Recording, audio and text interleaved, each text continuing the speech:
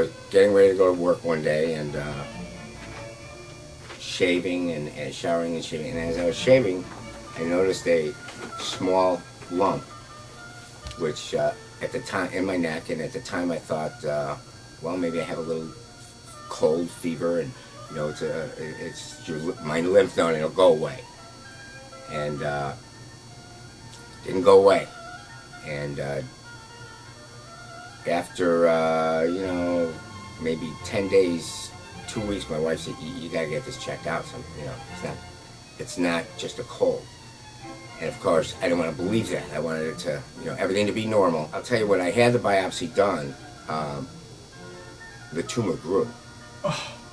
Almost immediately. Within 48 hours, it was twice the size. It was a little tiny marble. It started as a marble, and after the biopsy, became a golf ball. And then that's when I knew we have problems here. I mean, something's wrong. My body's trying to tell me something, and something's wrong. After the biopsy, it really began to grow. And in our society, the most feared disease, the most dreaded words anybody could hear, test came back positive, you have squamous cell cancer. For me, it's overwhelming. It consumes your breath when you first hear it, because cancer in our society is a death sentence. What do you read? People dying of cancer, you know, chemotherapy, the pain, this, everything happens, and your life flashes right in front of your eyes. Well, I have a lovely life. I have a great family. I have 2 young boys, and the doctor began to tell me my options, according to him. And my options, according to him, were surgery, chemo, and radiation.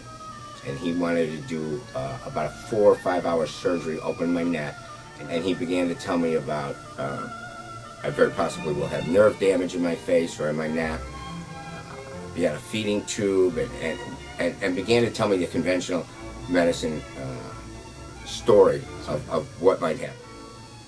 You know, when you get diagnosed with cancer, nothing matters. I mean, what matters is your family, the things you own, the clothes you have, the jewelry, the car. Nothing matters but your family.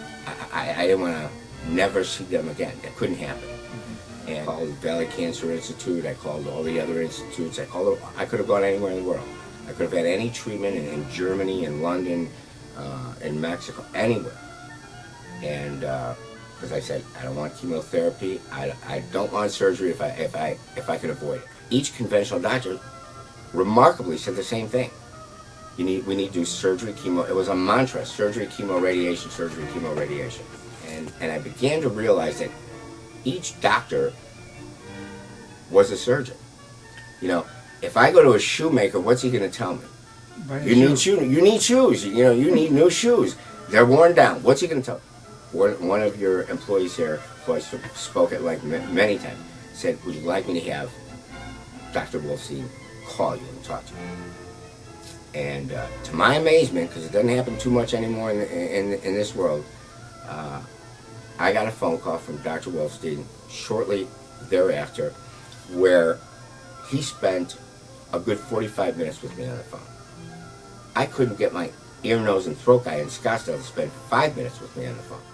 Dr. Wolfstein spent a fair amount of time with me on the phone, invited me here to Los Angeles, and I spoke to a couple patients in the waiting room when I was waiting to see him, and it was very enlightening, made me feel better. It is not a death sentence. It doesn't have to be. It doesn't have, and I knew that in my heart of hearts that I would somehow be able to get through this in the best way possible for me, for my family, and all the way around. And so I came to Valley Cancer Institute,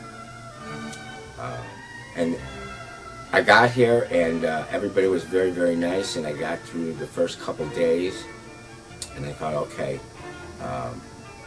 I can do this.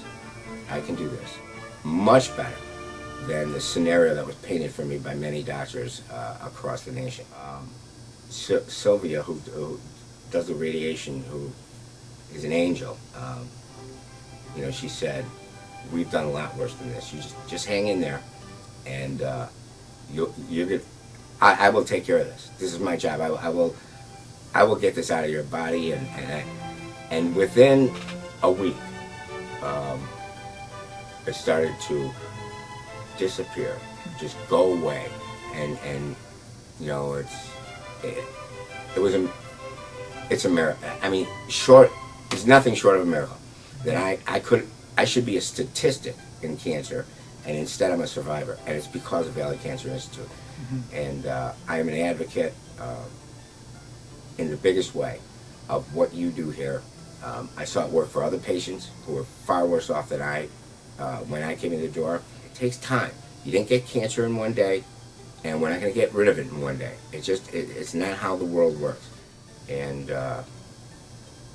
slowly but surely, it went away. So it's a year later. I almost don't like to even verbalize how well I feel. The new lease on life. I see the world differently. I look at my family differently.